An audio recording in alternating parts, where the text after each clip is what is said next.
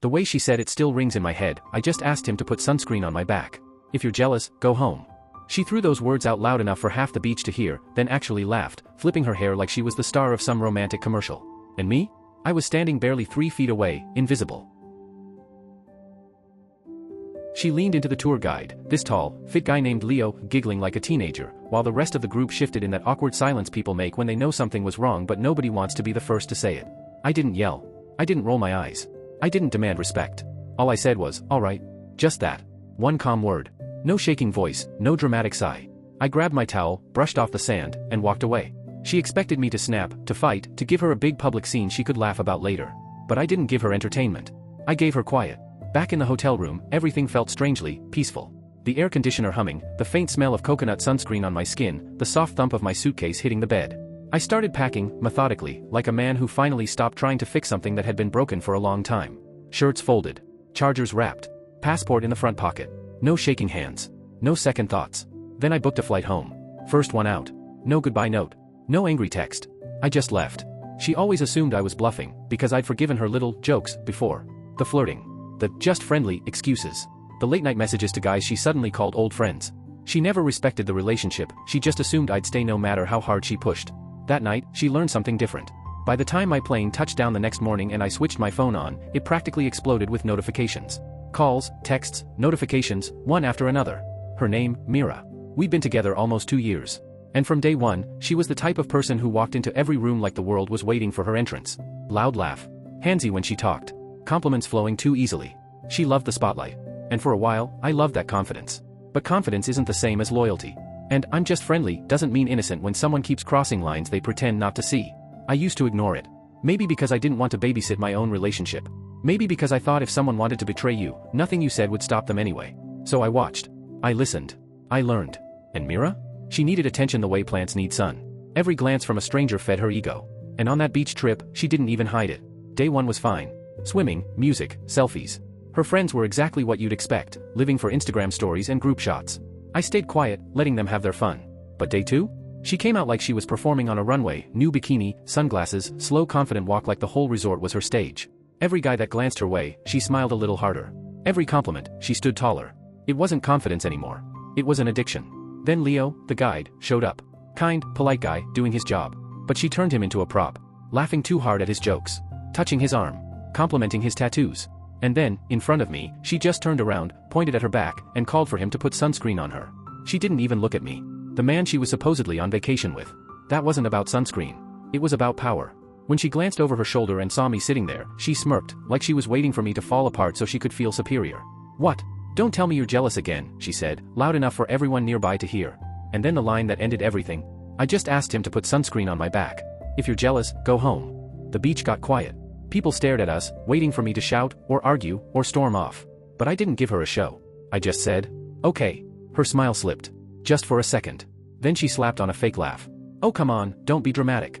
He's so sensitive, right? She joked to the group, desperate to pull their attention back. Her friends laughed, the kind of laugh people use when they're uncomfortable, not amused. I didn't turn back. Because when someone publicly disrespects you, turning around only invites more. The hotel room felt like another world. Quiet. Clean. Mine. I showered, let the hot water wash off the smell of salt and humiliation, then packed slow and calm. Every zipper, every folded shirt, felt like reclaiming pieces of myself I'd been handing away one apology at a time. She texted once. Seriously? You're going to act like a child because I made a joke? I didn't answer. Second message. If you walk out over this, don't bother coming back. And I smiled. Not a happy smile, just the tired kind you get when someone finally shows you exactly who they are. Downstairs, I handed my room key to the front desk clerk. He asked if the other guest would be checking out soon. Not yet, I said. She's staying a little longer. He nodded. Receipt printed. Transaction complete. No drama. No scene. Just freedom. I boarded the shuttle, watched the resort shrink behind me, and felt light. No music needed. No dramatic tears. Just peace. At the airport, I bought a coffee, booked the next flight home, and when the attendant asked if I wanted cancellation insurance, I shook my head. No need. I'm not changing my mind. On the flight, I deleted nothing. No photos, no memories, no messages. Just let them sit there like old receipts from a life that expired. When the plane landed, I turned on my phone. Instant chaos. Are you really doing this? You just left. Everyone's asking where you went. This is humiliating. You're overreacting. It was a joke. Then finally. They're making me pay for your part of the room. My card isn't going through. Can you just transfer it so I can check out? I stared at that last message, letting it sink in. After everything, that's what she cared about. Money. Embarrassment. Herself. I locked the phone and set it face down on the table. Because sometimes silence is the most expensive answer you can give. And for the first time in 2 years, the silence felt good. Halfway through ignoring her messages, another notification buzzed. Unknown number. Curiosity, not sentiment, made me open it. Hey man, this is Daniel. You don't really know me, but just FYI, she's losing it. The hotel's making her pay your half since it was one booking. Her card keeps getting declined. She's crying at the front desk. Thought you should know. I stared at my screen for a long, quiet moment. No anger. No satisfaction. Just distance. I typed 2 words. She'll manage. Then I muted the thread. About 30 minutes later, my phone lit up again, a screenshot from their group chat. Mira was in the lobby, voice raised, trying to boss the hotel staff around like she always did when things slipped out of her control. Even in panic, she needed to look powerful. Another text came in, this time from Chloe, the quiet one from the trip. You told him to go home if he's jealous. Guess he actually did. Silence after that. Nobody rushed to defend her. Nobody jumped in to comfort her. That's the thing about public humiliation, people watch it happen, but they're not always interested in cleaning it up afterward. By that evening, her messages changed tone. The anger melted. Panic set in. Please.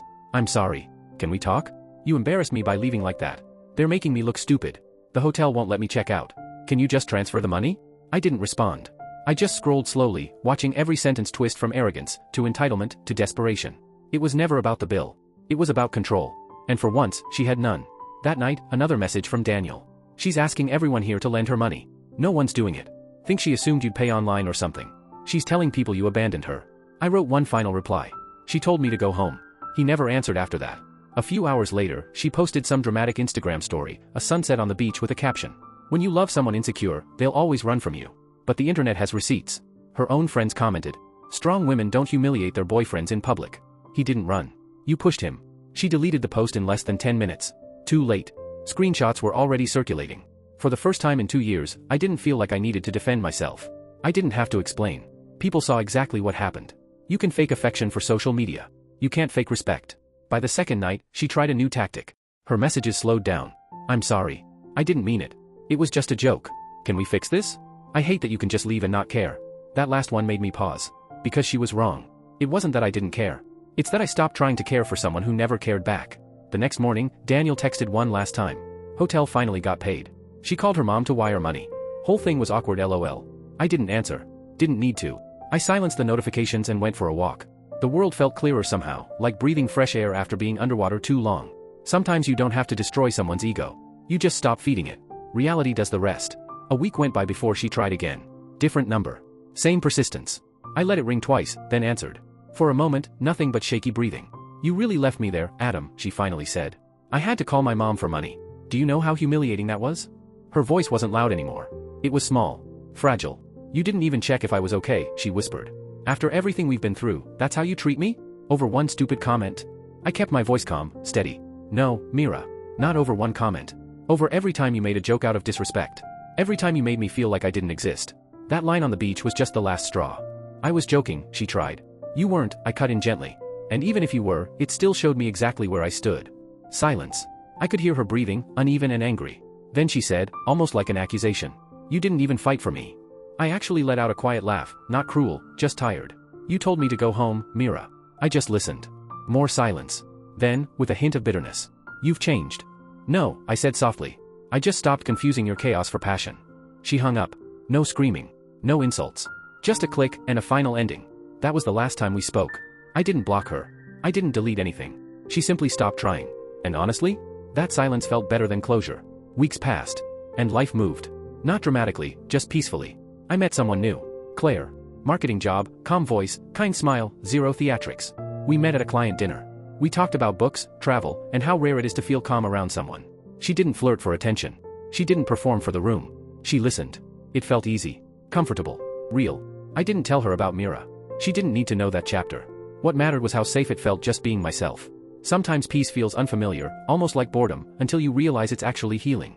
A few days ago, Daniel texted again. Just FYI, Mira's back home. Telling people she learned her lesson. Not that it matters. I replied. Wish her well. Then I muted the thread. I didn't hate her. I didn't forgive her. I just let go. Some people don't learn when you walk away.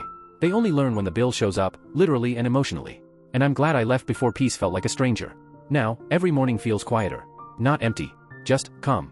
So maybe I did exactly what she told me to do. I went home. And for the first time in years, it feels like home. If you were in my shoes, what would you have done? Would you have stayed and argued, or walked away the way I did? Thanks for listening. Sometimes the hardest stories are the ones where you don't scream. You just leave.